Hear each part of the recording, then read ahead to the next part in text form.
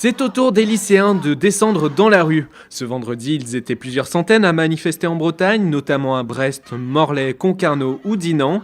S'ils sont solidaires des Gilets jaunes, les lycéens contestent pour l'essentiel les réformes du bac et de Parcoursup.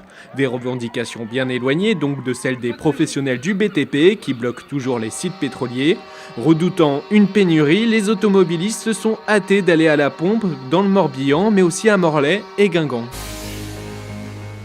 La journée de samedi va être chargée. En plus des Gilets jaunes, la CGT, FO et FSU appellent à une mobilisation nationale contre la précarité.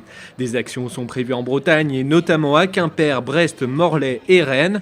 À Douarnenez, le comité des usagers de l'hôpital public manifestera pour le retour du SMUR 24 heures sur 24.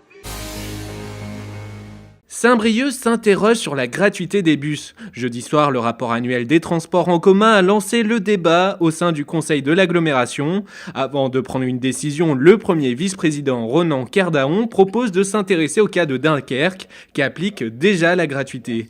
À ce jour, le réseau coûte 14 millions d'euros, alors que la billetterie rapporte 3 millions. À Rochefort-en-Terre, dans le Morbihan, la fête du village préféré des Français est désormais bien loin. Jeudi, le maire a poursuivi son premier adjoint et 2 journalistes devant le tribunal correctionnel de Vannes. La raison, Jean-François Humeau juge diffamatoires les propos tenus par l'élu dans un magazine parisien. Le jugement sera donné le 24 janvier prochain. Bru va découvrir le foot du futur. Le mensuel de Rennes vient de l'apprendre. La commune d'Ille-et-Vilaine sera la première en France à accueillir des matchs de drone soccer lors du salon Tech & Play en mai prochain.